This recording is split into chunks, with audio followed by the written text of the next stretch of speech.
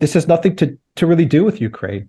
This entire conflict is all about getting at Russia, and Ukraine is just being used as the vehicle to weaken or split apart or balkanize, whatever you want to call it, regime change. They've never really made any secret of what they want to do. They want to split the Russian-Chinese partnership, alliance, arrangement, call it whatever you will. If I were president, and I say this, I will end that war in one day. It'll take 24 hours. It all just reeks that there's something else going on that I think most people are not a party to. Well, he read the press reports that I joined the board of Burisma, which was a Ukrainian natural gas company.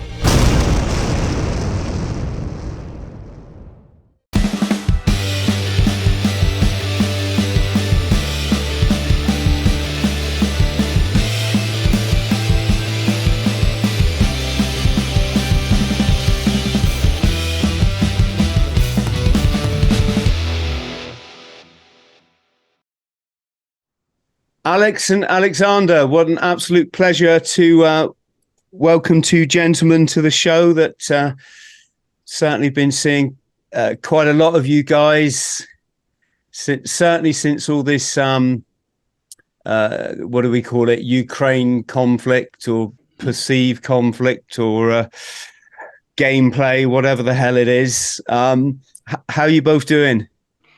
Oh, very well. Very well, and obviously very pleased to be here on your show. It's great to be here, Chris. Thank you very much. Oh no, it's okay. It's probably long overdue, fellas. To be honest, should we just start? Do you want to just give a bit of background about yourselves? How did you meet, and how did you decide to start a podcast? Well, we met in Moscow. Actually, we were there for different reasons, but on business trips for different reasons. And we ended up being at the same location. And that was the first time we met, but it took quite a few months, if not a year plus, before we actually decided to work together. And the media side of things, the podcasts and the video was just a way for us to reach a wider audience, because we were both working in more of the writing of articles, say the blog posting sphere of things as we were covering stories, and we decided to give video a chance. And when we started to do our videos and posting them on YouTube at the time, like 2000, I believe it was like 2019, 2020, we saw that it worked. And we've been doing it ever since. Yeah, and when you say you came together, what were your backgrounds in? Well, we are both obviously Greeks. We are from two different states within Greece. I'm from Greece, from Athens. Alex is from Cyprus, but we both have, in some ways, some similarities in background. Alex comes from a diplomatic family. I come from a political family, well-known political family in Greece. Therefore, we are both in completely different ways, if you like, not exactly insiders, but people who know a little about how politics and diplomacy work. And we had this meeting in Moscow. We talked about many things. We found that we agreed with each other on many things, and we had different perspectives which seemed to complement each other, and it all came together. But that's essentially our background. And Greece, wonderful place. I drove across it once on my way to India. Remember, we slept. I was with about 15 other guys, and we slept one night up at the Acropolis, I think it was, on the sort of the rocky outcrop. We just took sleeping bags up there, and in the morning we had this wonderful view of the Acropolis, and also lots of snakes that had come out of the rocks to sunbathe. and we're all around our sleeping bags, which that was a memorable moment. I always remember frappe coffee as well. Absolutely delicious. Yes, you're a true Greek, Chris. Yes. Frappe, that's when you know you're local. Well, I saw something there for the first time that we, well, as I'm sure you guys know, we don't really do in England, and that's where if you order a coffee in a cafe or a restaurant, they give you a glass of water with it. I guess because it's so hot and the coffee's dehydrating. Never seen that before. I think that's kind of like you'll order, like, just say a filter coffee or an Americano, but and they'll always give you a glass of water. But I think that's kind of like a hangover, a legacy of when they would give you the Greek coffee, because the Greek coffee is very heavy and you have to have water with the Greek coffee. And I just think it's carried over now to all coffees. But yeah, they'll always give you a glass of water with whatever coffee, even a cold coffee. If you order just an iced coffee or whatever, they'll always give you a glass of water. Alexander, can you just explain for our friends out there, the Duran, where did that name come from? Well, this is a mystery to me. I mean, because of course Alex set up the Duran, or at least the structure that became the Duran before I joined. So I've often asked him where the name came from, and he has kept it a mystery from everyone, including myself. But what I will say is this: it does have obviously an origin in Latin. It has within Latin a sense of strength, of durability, duration. That's where it comes from. It gives that sense of strength and firmness. Got you. Alexandra, I meant to say, can you see yourself on video or No? Okay. All right. If so, I would have got you to record your side of things and we could have paired them up, but not a problem. So yes, how has it been then? Because you've been obviously very vocal on the whole Ukraine-Russia thing. You've got hundreds of thousands of followers out there now. Have you taken a lot of flack for you've tried to sort of do, what do we say? Honest coverage. And honest doesn't always go down well, does it, when people are taking sides in things? I'm going to give my own view about this. I think we've had surprisingly little flack. We get some people who contact us or who say unpleasant things about us. But actually, I think the way we approach this whole topic, which is a very analytical one, we take it apart, we discuss it. I think it keeps people away. I think that they don't want to take us on, or at least a lot of people don't want to take us on, because we try to be objective. We try to look at the thing altogether in the round.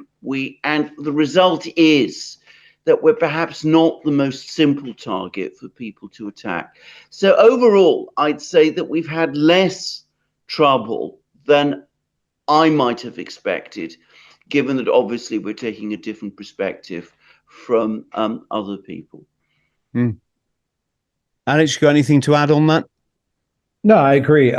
We have taken flack, and people have come after us. I think whenever you're going to report on the truth in any a conflict or in any news story, obviously you're going to get a tremendous amount of pushback. But we take an approach where we, just try to report the reality of the situation. When we started the podcast, our approach was always a realpolitik approach. We try, though we provide a lot of emotion and we provide a lot of laughs and we try to provide some humor as we have our discussions or as we each do our individual shows. We try not to let the emotion interfere with the reality of the news. So even though we'll joke around about things and we'll laugh about things, it doesn't change the reality of what the situation is on the ground or what's unfolding in this instance in the conflict in Ukraine. It's not about emotions or how you feel, even though it's a very emotional topic, and it's a horrible topic to cover. I mean, it's not an enjoyable news topic to cover for a year and a half, but we have to report the reality of the situation. You have to. I mean, there's no way around it. So, are you guys coming from like a humanitarian perspective? Then I mean, I'm guessing you are. It's kind of crazy, isn't it, that people will sit there and on their ivory tower in the comfort of the West, or to use a cliche term, and they're actually wanting men, women, and children to be bombed in another country. It's almost like a psychopathic concept, isn't it? Well, absolutely. We are horrified by the war. We are horrified by the disaster, the humanitarian disaster that is now taking place in Ukraine. And both of us see film and analyze pictures which are not really the sort of pictures that most people perhaps would want to see. And we see a lot more of that than the vast majority of people do. And it is beyond horrible. It is absolutely shocking. But you use the word psychopathic, which to a great extent, I think, summarizes and describes the situation well. The other point we make is that psychopathic foreign policies, the kind of foreign policies that have resulted in this disaster, are in nobody's interests, and certainly not in the interests of the Western powers. The point about this war is that there were many opportunities going all the way up to the events of March, April last year to find a way out, to end the war, to resolve the conflict. Those policies, had they been followed, those decisions, had they been made, would have left us in the West in a much better position politically, diplomatically, and internationally than the one in which we are today. And through an extraordinary, complex range of reasons, but ones which focus very much on overambitious plans, psychopathic plans, if you like to use your phrase, that some people have, those options, those alternatives for peace were not taken. And so we have a disaster in Ukraine, a humanitarian disaster in Ukraine, and we have a disaster in international relations. Yes. Do we think that, what do we think the whole agenda is there going on? Because it's very easy to, I don't know, look at it from I guess a three-dimensional perspective. Putin bad, Zelensky puppet.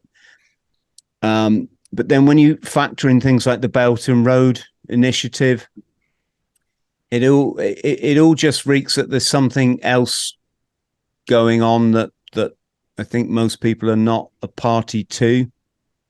The thing to say about this, and I'll try and be brief, is that, of course, the people who've been driving these policies have actually made no secret of what they have intended right from the start. If, again, you read the kind of publications that these people write within the Washington system, they have various publications: the National Interest, Foreign Policy, Foreign Affairs, The Atlantic, the website of the Atlantic Council.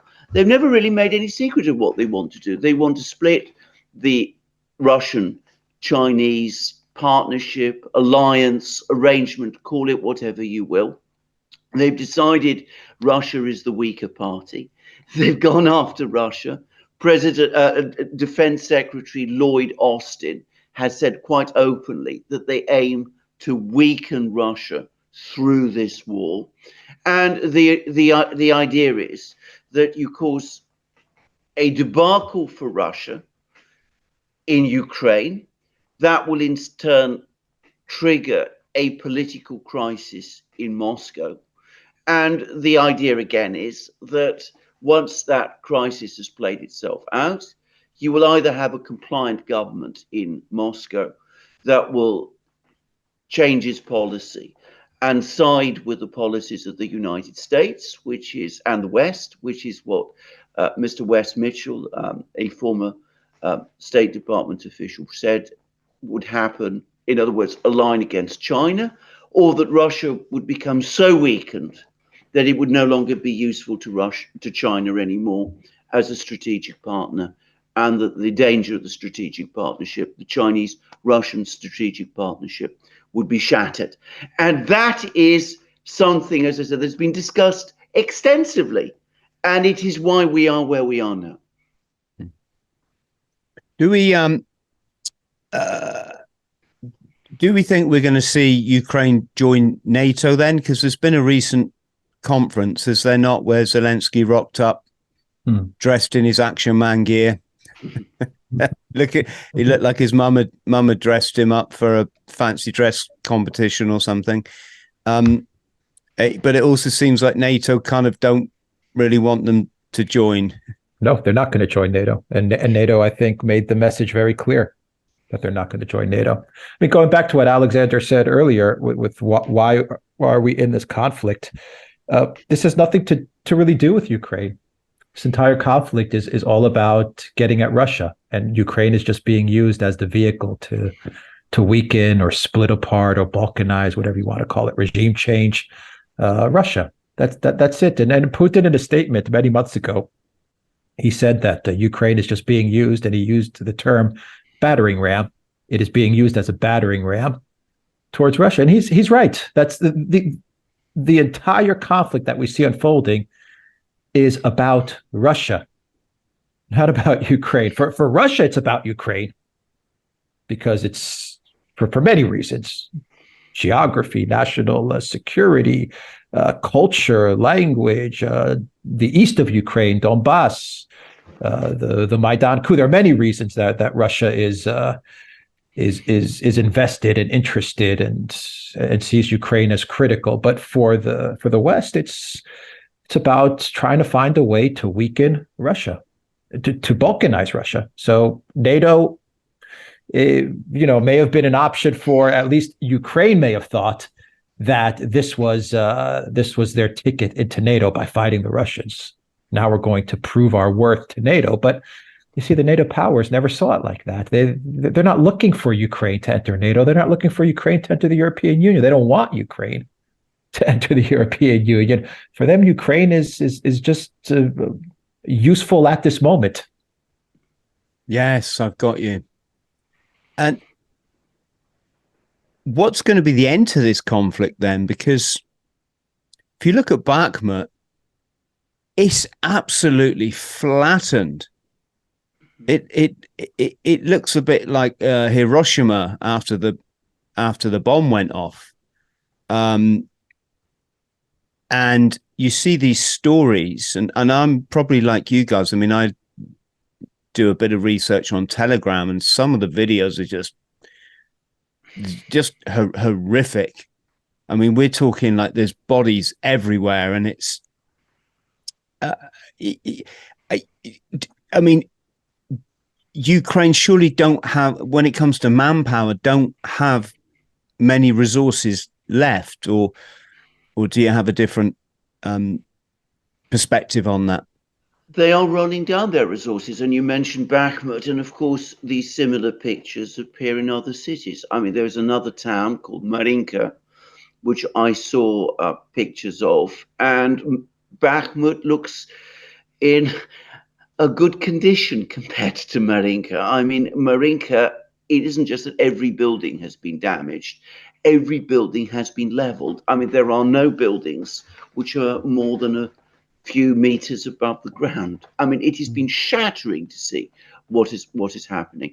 But of course, Ukraine is running out of men. It's now been admitted today in the New York Times that they're having to replace younger men with older men, and that the older men are less easy to control than the younger men are. That's already a horrifying thing to say an appalling thing to say, but they're running out of weapons. They're running out of shells. The United States has had to send them cluster munitions because it can't send them unitary shells, and Ukraine's own stock of unitary shells is depleting. Ukraine has run out of an air force. Its air force isn't functioning. It's running out of air defense missiles. It's running out of tanks. It's running out of everything. But it is still attacking. It is engaged in an offensive.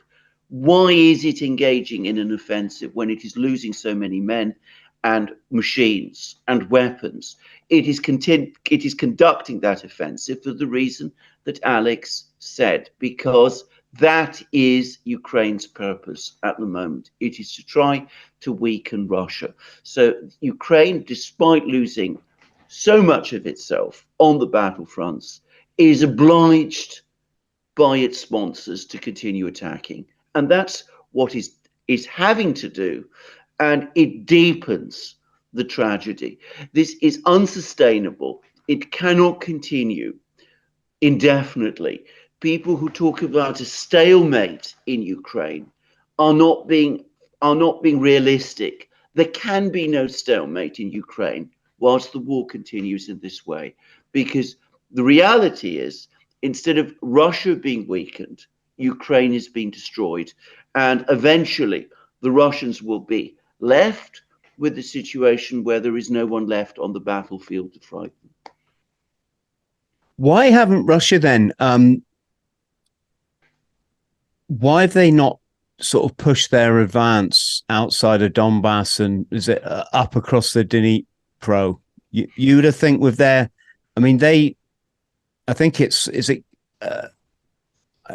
Colonel McGregor talks a lot about this, that their superior weaponry and manpower, it's like they almost haven't touched it yet.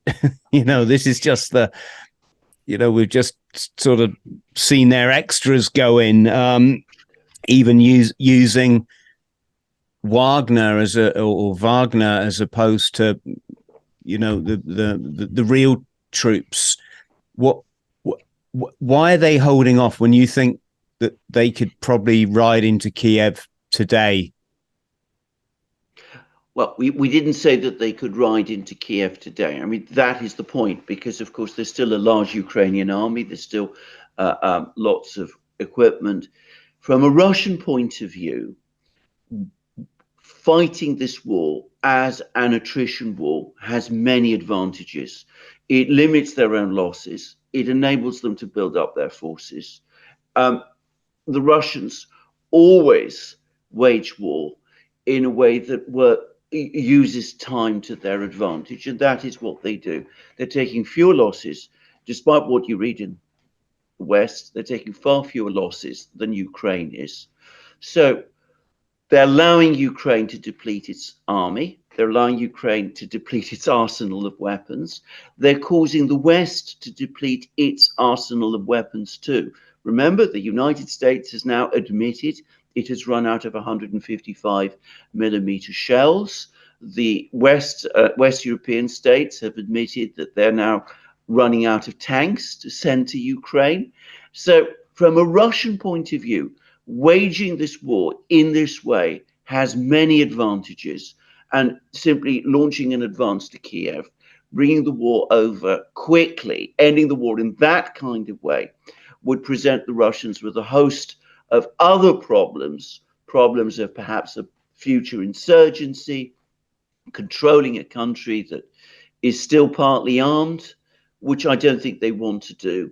And in terms of opinion in Russia, it would perhaps result in heavier casualties than the Russian government wants to accept. Yeah, so I guess at the moment it's almost as if they're defending the Donbass, whereas if they move further west, they're really going to look like the bad guys. Is that kind of about it? Well, to some extent, as I said, I think increasingly Russian opinion has hardened to the point. I'm talking about public opinion, not just governmental opinion, has hardened to the view that moving west, taking Kiev, is perhaps the only way that this conflict can be resolved finally. That was not the general feeling in Russia at the start of the conflict. And of course, the Russians also need to consider what international opinion would think about this, not just opinion in the West, which is, of course, completely hostile to what the Russians are doing, but also opinion in the wider world, in countries like China, India, Brazil, Turkey, Iran, where governments might not have been very happy if the Russians had simply marched into Kiev and established a new government there, given that Russia has gained a lot of support around the world by appearing to oppose regime change. So prolonging the war has made it easier for the Russians to say, we're not really fighting Ukraine, we are fighting the West. Our aim was not to occupy Ukraine, it was to parry the West. And the way the war is being fought has basically helped the Russians make that argument.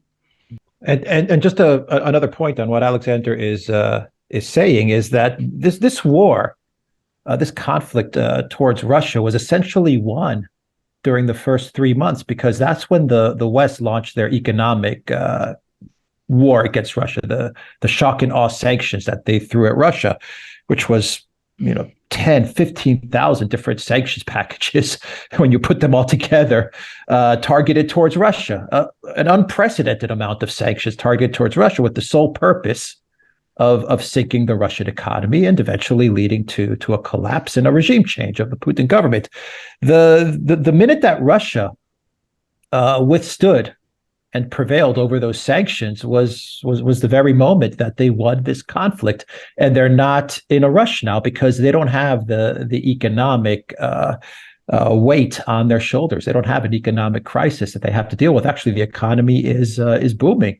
It's moving towards growth now, which is the exact opposite of what's happening in the West. And Russia has moved away from the Western architecture and the Western financial system. So the minute they were able to withstand the economic war that was thrown at them is, I believe, the moment where they could take a step back and say, okay, now we've bought ourselves a lot of time.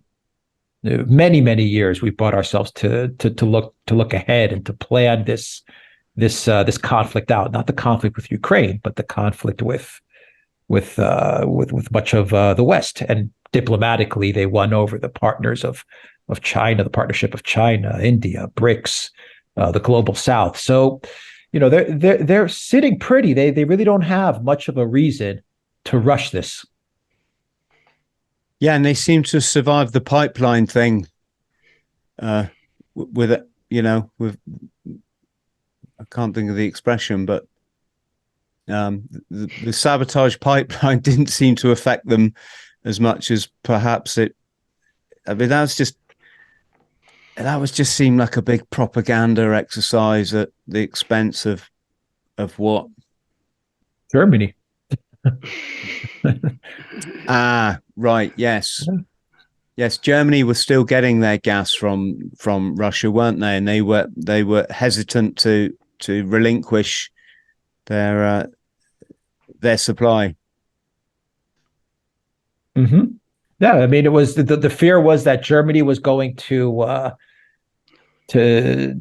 walk back much of the sanctions, because as winter was approaching in the September timeframe, as winter was approaching, Germany started to realize that things were not going well in this conflict. The sanctions packages were not really working. The German economy was suffering. It was deindustrializing, a term that we discussed on many videos.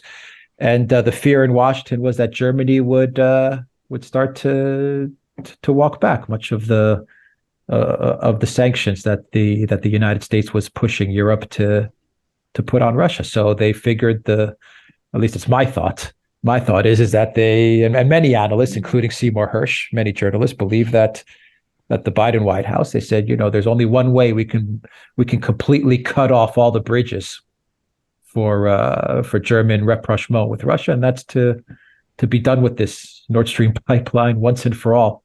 And yeah, that appears to be what happened. Appears to be.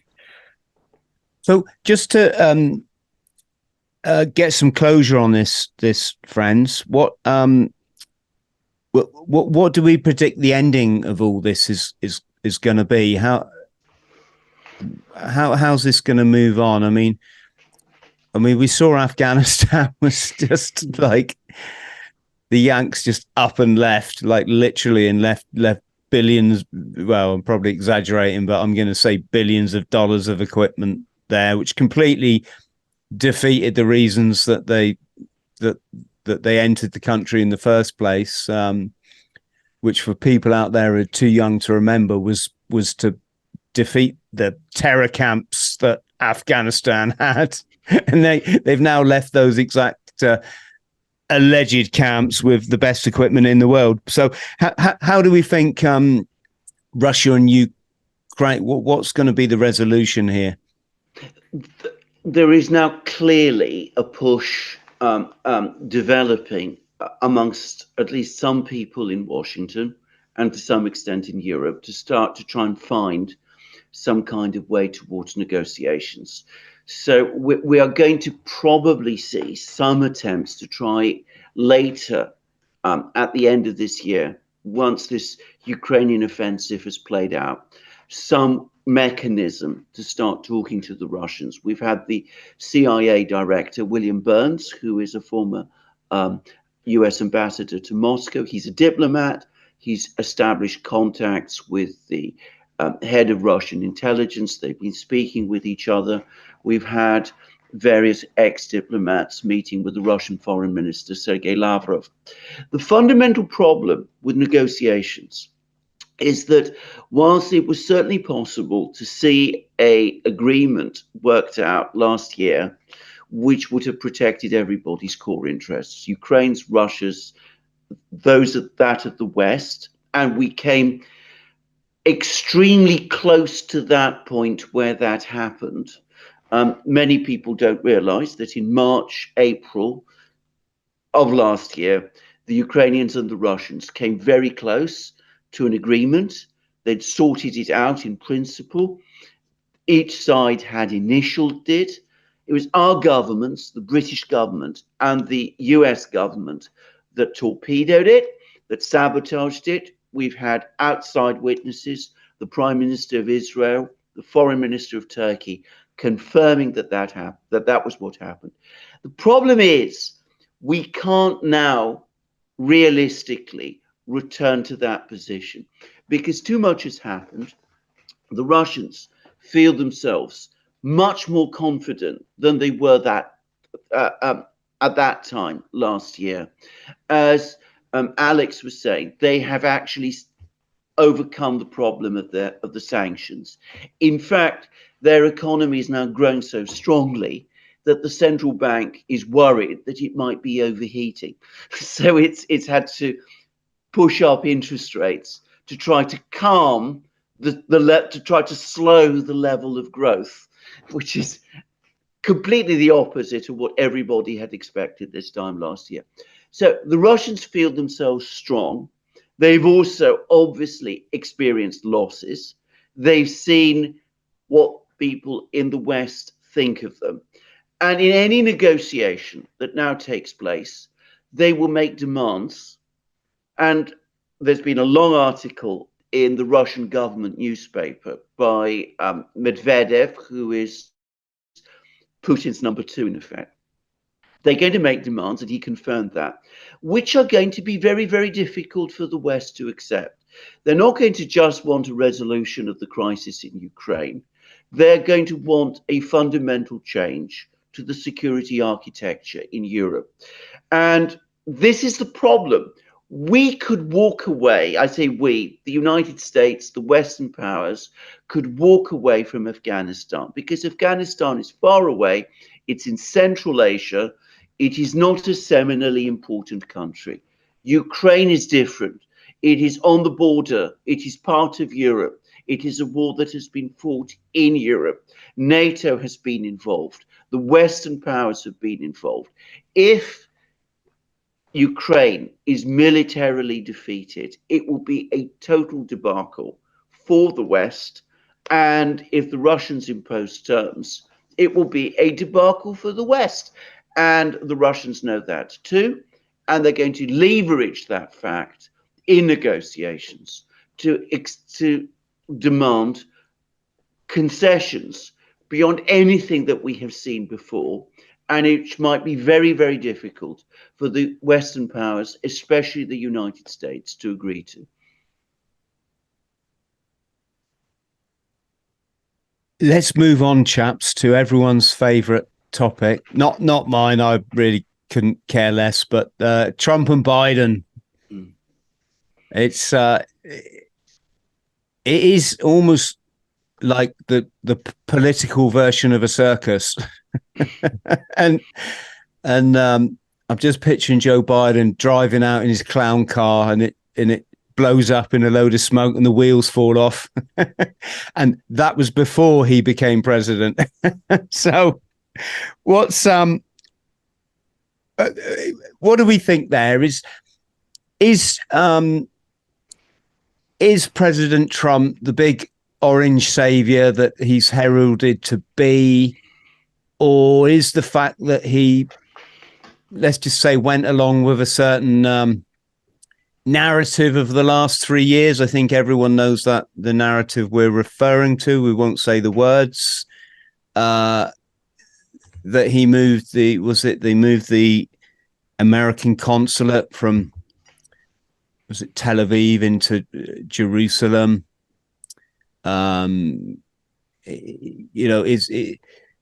Was he bailed out? Was it by the Rothschilds in the 90s? I'm just saying that a lot of people pin a lot of hope on this guy. I just wonder if it's, excuse my French, folks, but same shit, different day. Look, my 2 cents on Biden Trump is you got Biden who's being protected at all costs, and you have Trump and they're targeting Trump. They obviously don't want Trump to be president. Now, if Trump is president, does he change things? Does he drain the swamp? Does he build the wall? Does he do all of these things that he's promised?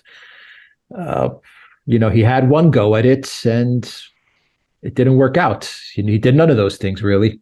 I won't say none. He didn't accomplish the lofty goals that he had set out to accomplish. And he filled his cabinet with a lot of nasty people, a lot of warmongers, neocons, people that ended up stabbing him in the back. I mean, it was not exactly a good look. The 2 schools of thought, as far as Trump is concerned, is you have people who say, well, this time around, he's going to get it done because now he has experience. Now he knows how the deep state works. Now he knows how the government works. He knows who he can trust and who he can't trust. So now he's going to really get it done if he's president. Now he's going to really drain the swamp. He's going to really make America great again. He's going to make all this change. So that's the one school of thought. The other school of thought is he had one chance at it. It didn't work out. He's going to get another shot. We just expect the same, and why give him that shot? So, but when you look at Trump compared to all the other candidates, it's who else do you really have on the Republican side to go with? Nikki Haley, Mike Pence. Even DeSantis he's really the hype around DeSantis has completely evaporated. Yes. You're asking someone who's never voted. I'd just encourage everyone else to do the same. Yes. Biden's obviously got ties to Ukraine. That he doesn't seem to have to face the music over everything, and nor does his son, which kind of backs up what you're saying, Alex. This whole laptop thing, it's putting all the sickness and perversion aside. Are we really seeing this in front of our eyes, or is this kind of like, is this some weird dream and we're all going to wake up from it and go, oh, right. No, unfortunately, it's not a dream. It's the truth, and it's the very troubling truth. Now, once upon a time, had a laptop like the one which appeared in the middle of an election, then of course over the course of that election, it would have become the subject of political debate, and it would have almost certainly destroyed the candidacy of the president, of the person who was involved in that laptop through his son and who was seeking to become president. I think it is inconceivable that in any other time period in the United States, Biden could have survived the damage, the potential damage. What actually happened was that the FBI had possession of that laptop for months, I think maybe even more than a year, than its eventual appearance. I mean, it had been going backwards and forwards. They'd seen it, they'd examined it, they knew what was in it. They said nothing about it. We had a whole group of intelligence officers come forward and say that this bore all the hallmarks of a Russian disinformation campaign. We had the media close ranks and basically suppress all discussion of the story. And on social media, which we all operate on, well, we had an awful lot of pressure at the time not to discuss the issue. So there was a sort of closing of, a suppression of every sort of avenue of discussion for this. And this has continued ever since. We have this happening to a greater and greater extent. What Alex said, protecting Biden, even as Donald Trump is the target of all kinds of legal claims, some of which I have to say, I find myself difficult to understand. I don't even understand I don't understand the legal theories behind them. So that in itself, it seems to me, is the most serious issue about this election. Put aside the candidates, put aside what Trump might do or what Biden might do. The fact that there is such a powerful force, an unaccountable force, that is in effect shaping the entire American political discussion, keeping information away from the people of the United States so that they can look at it, they can look at the laptop, make a decision, see what is going on. That is the single most troubling and worrying thing about this election and this political contest. So Trump versus Biden, to my mind, is in some ways the least important thing. It's the theater we all see. What is really happening is that we see what it's difficult to avoid calling an oligarchy, a deep state, if you like, essentially tightening its control of the political process in America. And that is something that should worry us all. Is Trump not going to face that again when he, during his next campaign for presidency? The Daily Telegraph a short time ago wrote an article saying that if by any chance Trump is elected, he will face from the deep state in the United States, and actually the title of that article referenced deep state, that he will face an attack far greater than the one that he faced in 2016, 2017. So that is a very worrying fact, and it is the most worrying fact. My own personal view is that Donald Trump was essentially ineffective as a president, at least in foreign policy terms, largely in his first term, because he was constantly having to contend against all of this.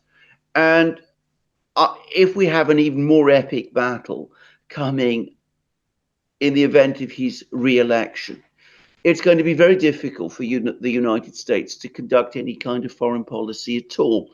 And it is a dangerous situation because the United States remains a pivotally important country. And it does need a president who is able to make decisions and to take decisions like, for example, seek negotiations with the Russians in order to disengage over Ukraine, or perhaps seek talks with the Chinese about finding some kind of way to end the really dangerous conflict that's now developing over Taiwan. So this is a very bleak picture, and it means that the political battle, as it used to happen, isn't happening anymore and can never properly play out, which in the kind of society that the United States is and that the Western countries are, it is the worst possible outcome that you can have. And I guess one thing that can be said under Trump's presidency is, unlike his predecessor, he wasn't like the king of the drone strike, was he? But he did. Was it Soleimani that was taken out? He was. They call him an Iranian warlord, don't they? And he was on his way to Baghdad. There's some confusion there. I've heard a few different narratives, but I mean, it's just, is it not insane that, I mean, Obama got the Peace Prize, did he not? Did he not get the Nobel Peace Prize? And yet, did he not also launch more drone strikes than any other president? Sorry, folks, I'm not laughing at the horror of it. I'm laughing at the utter incredulity of the state of play, basically. How do we get to this? The Peace Prize goes to the person that's killed more people than any other. Yes, Alex, any thoughts? You're right. It's, Obama did get the Peace Prize. Actually, I think he got the Peace Prize before he even started his term. That's how excited they were for the Obama presidency. But his term ended up being a disaster. And yeah, he launched a terrible amount of drones and missile strikes. And you have Syria and Libya and all kinds of chaos at the hands of the Obama presidency. And Trump, Soleimani, yeah, that did happen as Trump was president. There's a lot of different viewpoints as to what exactly happened with Soleimani, who was, in my opinion, illegally assassinated. From what I understand, he was actually functioning as a representative of the government, and there was a lot of talk that he was actually working on some sort of peace agreement, and that's why the neocon faction of the deep state, the war machine of the deep state, decided to take him out in order to prevent any type of peace within the region. That's what some analysts speculate happened, and you can even take it further, where there are many analysts who believe that Trump didn't actually give the go-ahead for this action. It was actually the Department of State under Mike Pompeo, as well as some Pentagon officials and John Bolton and these types of characters that actually pushed the assassination to happen. And Trump was brought in to everything that happened afterwards. And then they staged this whole to walk everything back and to calm down tensions. They staged this whole Iranian missile strike on a U.S. air base. The Americans were told when it was going to happen. Yes. They were told to remove any assets. The Iranians didn't lose face, and that's how the escalation was walked back. But it plays to the fact that Trump was surrounded by terrible people. He allowed himself to be surrounded by terrible people. He hired these people. He put them into positions of power. To me, that is the most worrying part of Trump's presidency, his past presidency, was the people that he surrounded himself with. Yes, I call them the big club. They're in positions of power everywhere. The UK is no different, Yes. Folks, can we just touch on a few cheesier things, can we say? I just want to get your thoughts, because obviously you've got a media platform, so you come across this stuff all the time, as do I. The whole Epstein thing, and I'm just going to say pizza without going into any details. What is this? Is this all distraction, or is this all just symptomatic of a very sick, quote unquote, elite that, got low moral fiber, and the power to live out whatever they want to do, or is it, like I say, is it just another distraction? I don't think it is just another distraction. I think that there is something at the root of this. Anybody who has followed politics in both Western Europe and in the United States, I think would accept that there has been a growth, a very steady growth of corruption in the West over the last decades. And of course, corruption can take many forms. It can take financial corruption, which is, in my opinion, in the United States at least now, out of control. It can also take other forms of corruption. And again, one has to be careful in one's choice of words, but sexual corruption undoubtedly is taking place also. And the reason that is happening is that we've seen two developments over the last decades. Firstly, we now have a class of what you might call professional politicians. The political class has become professionalized. That they function within politics, no longer as, if you like, connected to larger social movements that throw them up as leaders in a political battle that plays out and in which is decided in elections. Rather, they're a kind of class of people who are always there. They all know each other. They're all very come from similar backgrounds. They dress in the same way. They hold essentially same opinions, and they're represented in all parties.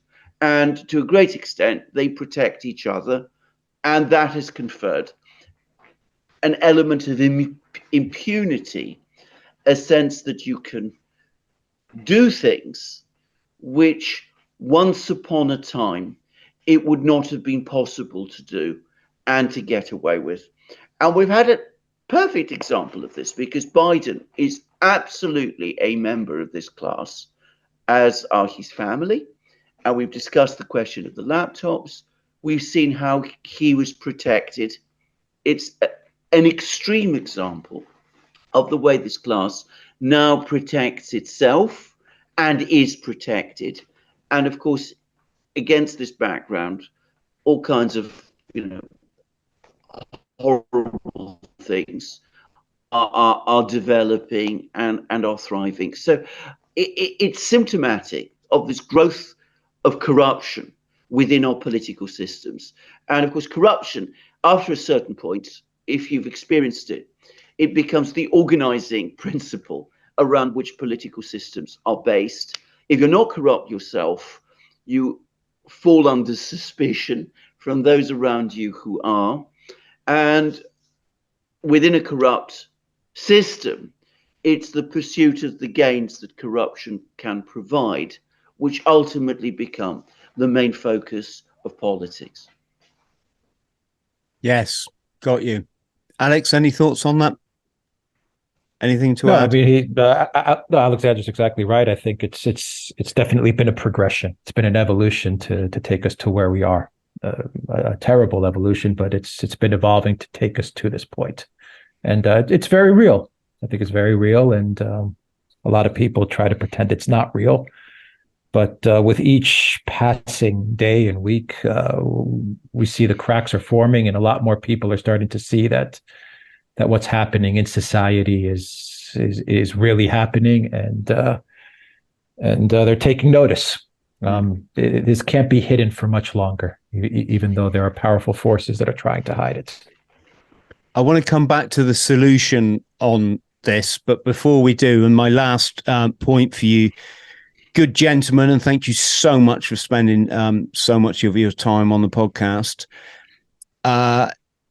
Central banking, digital currency, digital passports. I'm just going to chuck something into the mix here. I was out with a friend the other day in a place called Bournemouth, and seaside town for our friends out there that don't know it. And I went to a chain pub. By chain pub, I mean these big clubs rather that crop up everywhere. I think this one was Walkabout. It's an Australian themed pub.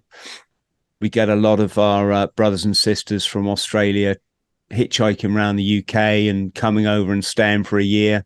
Absolutely wonderful, wonderful people.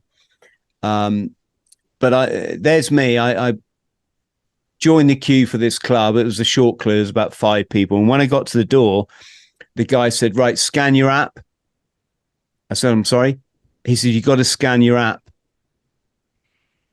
I'm like, what are you talking about? He said, well, you got to download the app to your phone. It's your digital identity. And then you scan it into this. They actually had like a Big Brother TV screen, a computer screen screwed to the wall of the club, if I remember rightly. And I'm like,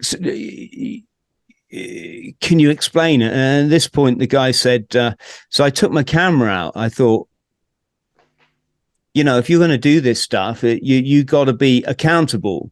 So I said, no disrespect, my friend, but to protect you and me, I'm just going to film this conversation.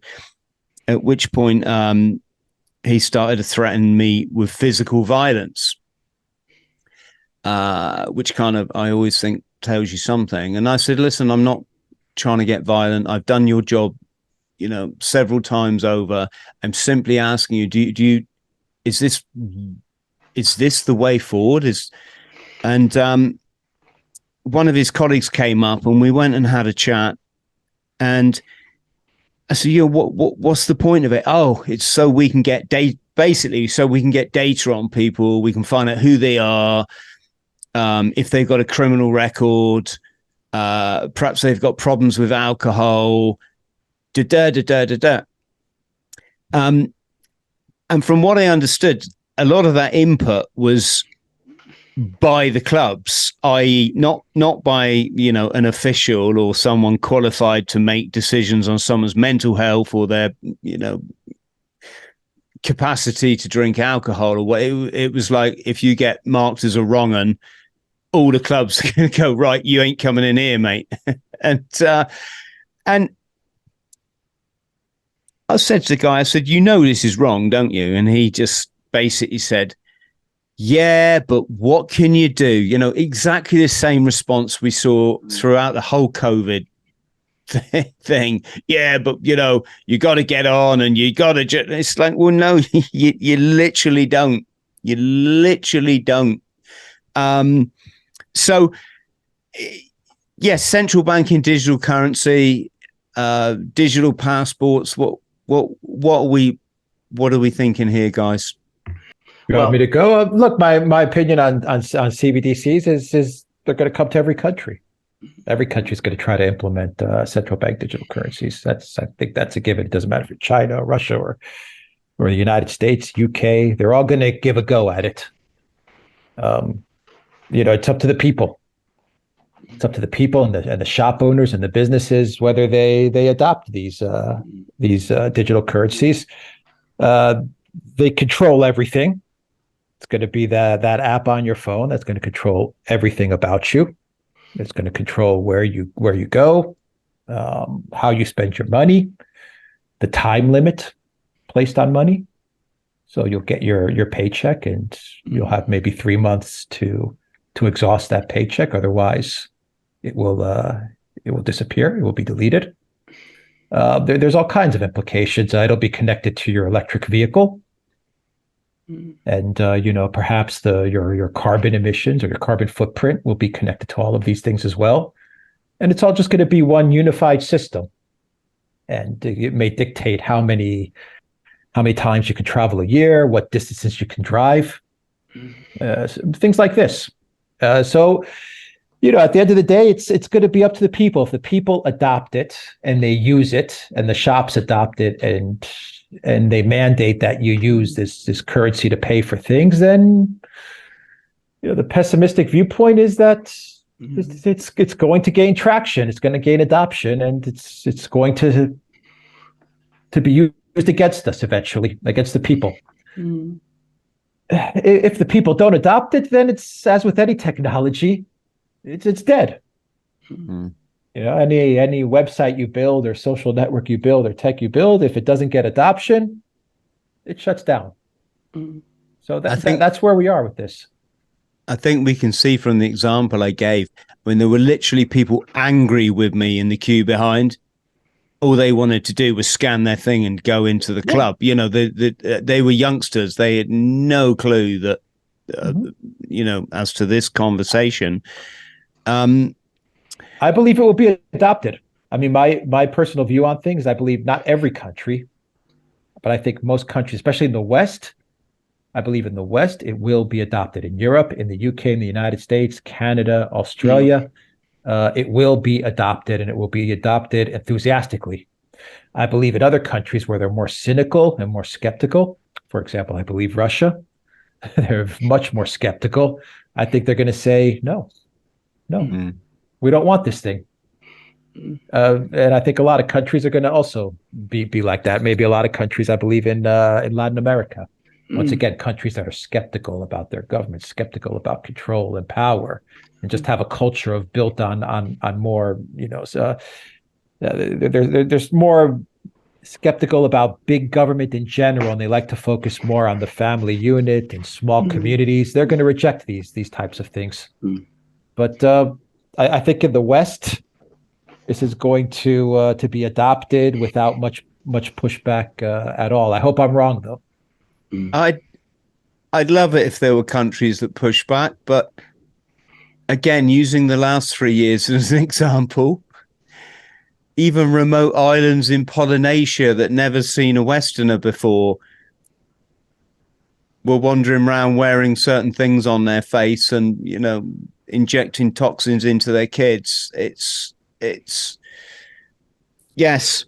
Friends at home, the reason we're having this conversation is we could get to a point. I mean, here's just an example where the three of us, just for having this conversation, when we go to pay for our groceries next week at the supermarket, it comes up with a nah at the till. Sorry, Mr. Throw. Last week, were you having a conversation in which you badmouthed the president? Sorry, you know, we're taking away your credit for 1 week, and it's not as though that's far fetched, because I got kicked out of places the last 3 years. Well, could I just bring up a point of a story that we covered, that was covered in the UK extensively, and we covered it on the Duran the other day, which is Nigel Farage. And I think this is actually a positive development in that, you know, I said that most Western countries will adopt it, but you see, they went after Farage. They tried to debank him. At first, many people didn't really pay much attention, but eventually the story gained traction, and now there is pushback. So maybe there is hope. Maybe even if it's adopted, eventually they'll overstep and they'll take it too far, as they always do, and they'll go after someone like a Farage, and they'll tell him, you can't buy groceries here at Tesco because you were friends with Novak Djokovic, and Farage is going to say, okay, well, if that's how you want to go about it, let's go, and he can get a lot of people to push back. He's an influential voice, so maybe there is hope. There is hope. There's always hope. Can I just say, I think that is exactly what will happen. If this is adopted in the West, and it will be, I mean, the governments are pushing this. And Alex talked about Russia. I mean, people in Russia might be more cynical about this, but we should be under no illusions. The government there also wants to have digital currencies. Putin just chaired a meeting about the introducing a digital ruble. But if this happens, and if it is used in that way that you've just described, which it will be, because why wouldn't governments and authorities use it in that way if they can? That is their nature. Then what will inevitably happen over time is that people will understand that if they actually use digital currency, they're being monitored. They won't want to be monitored. And we will slowly see, and perhaps not even that slowly, perhaps rapidly see, alternative payment systems functioning in an informal way starting to develop. So you'll start to see people who will accept payments in other things, not digital currencies, but other tokens, mechanisms, whatever. In other words, what the authorities will like to call a black market, which is always the expression that's used to denounce this sort of thing, they will eventually, because remember, initially it won't be illegal, it will function in a legal way. Because if you want to say go into a club, you don't want to use digital currencies because you don't want people to know about you, or you have problems at Tesco, you could develop other systems, barter systems, all that kind of thing. The governments won't like that. They will try to criminalize it in some way. Difficult to see how it can be done, but in terms of legal theory, but no doubt that is what they will try to do. And we will get into a spiral where something is being enforced by the governments, resisted by the populations, and eventually that will result in radicalization. Now, I'm not saying this out of nothing. If you have knowledge of economic and social history, you know that this is exactly the cycle that is always followed. And within 5-10 years after its introduction, this whole structure will start to crumble because people will resist it, because they will feel that they have no choice. Gentlemen, just to finish on a positive, because it's all been quite negative. Oh, excuse me. I believe in solutions, and I'm just going to put my cards on the table. For me, the biggest thing in my life has been the spiritual battle. It's just revolutionized the way that I wake up, the way that I act, the way that I think, the exercise I do, the diet that I eat, the meditation that I do. There's so many issues in the world, whether it's Biden, Trump, Syria, Ukraine, CBCDs, and I'm well aware I have very limited influence in trying to change the whole world, who essentially follow the materialistic, capitalistic model, which is programmed into you in school, etc., etc. So that's what I do. I believe the battle is within. It's a bit like Bob Marley said, what was it he sang? Have no fear for atomic energy because none of them can stop the time. Mm-hmm. So I believe our thought form processes is where it starts. It starts with ourselves, and that energy that we then give out is putting something positive, let's just say, into the universe. It's a bit like when people get confused about this. I say it's really simple. You know, when I eat vegetables and I run around the block in the morning, I have my sauna, I got a plunge pool in the garden. I spend 10 minutes outside the sauna. I just meditate and I focus on one utterly incredible experience this life is. It's just brilliant. And I'm so grateful. Despite everything that we've discussed, I'm so grateful that I meet beautiful people. I've got beautiful people around me.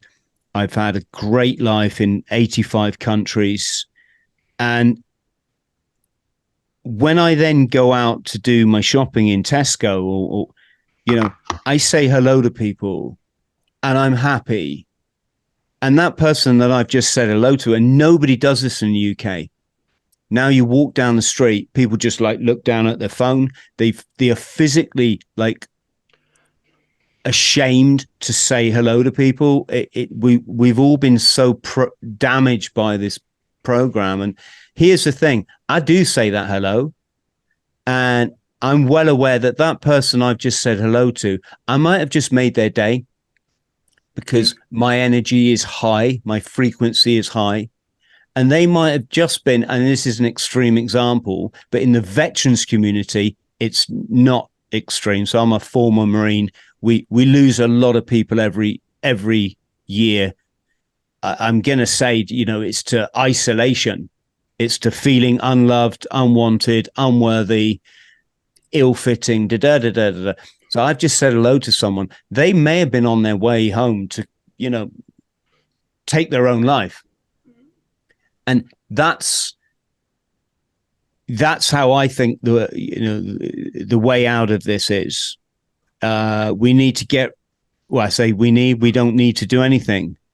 I would love it if we could get rid of this system in schools where it's all about, grades and competition and teach love and teach people to love each other, and that it doesn't matter what you do, what your skills are. You're born perfect. Doesn't matter if you feel like a girl or if you feel like a boy. Who cares? You don't have to start like chopping stuff off your body or taking chemicals. You are massively loved, and it's fine to be individual, and it's fine to be different. And I think love is the highest form of vibration, and it trumps all of this silly, like, let's bomb someone else's country that we've never even been to that country. We don't know the people there. And I always say this to my fellow service personalities, like, guys, if we walked into a bar, right, and there's a Ukrainian sat there and there's a Russian sat there, what would happen? I tell you what would happen. Within 10 minutes, we'd all be sharing a beer, right? Cheers, swapping email addresses, and we'd be friends for life. So that's my positive, folks, to add to the pot is the spiritual battle. Fellas, do we have any thoughts on that? Well, can I just say, I think you've absolutely hit the nail on the head, if I can put it like that. It's about humanity. It's about establishing human connections and human relationships. I mean, people sitting around in a bar, sharing a beer, swapping email addresses, people being polite and friendly with each other. All of these things are the kind of behavior which you expect human beings to have towards each other. What we are talking about, all of the things we're talking about, the psychopathic foreign policy that you discussed at the beginning, the increasing corruption, the levels of impunity, the attempts to control people's behavior through these digital mechanisms. What that all amounts to ultimately is a process of dehumanization. In other words, there is an attempt to push us towards not being humans. But the point is, we are humans. So ultimately, we will resist these pressures that are being imposed on us because we can do no other, because that is what we are. So I actually think you're right, and I think it is a message of hope. And ultimately, it's exactly, if you go back to my previous answer, people will establish their own networks. They will find ways of interconnecting and doing things with each other, good things with each other. And they'll always find ways around these complicated digital systems that people are trying to create, because that is the human spirit, human nature, if you prefer. And ultimately, it always wins through. Great words, Alexander. Thank you. Alex, do you want to close? I have nothing to add to both you and Alexander's statements. I agree. In the end, we should be hopeful, and we should not worry so much about what's happening in the world. Terrible things are happening all around us. This is the way of the world. It always has been the way of the world, and we should look within ourselves and understand that when all is said and done, things will work out in the end. Alex and Alexander from the Duran folks, All the links for these guys' socials and channel will be below this video. Please go and give them your support. Stay on the line, fellas, just so I can thank you after I hit the off button. But I'm absolutely honored that you've joined me today. Thank you so much. And to all our friends out there, you know what I'm going to say. If you can like the video, if indeed you did like it, if you didn't, that's absolutely fine. If you can subscribe, consider supporting our Patreon, in which case you get free tickets for our upcoming bushcraft weekend. And that just leaves me to say massive love to you all. Go study. Take care. Thank you. Thank you.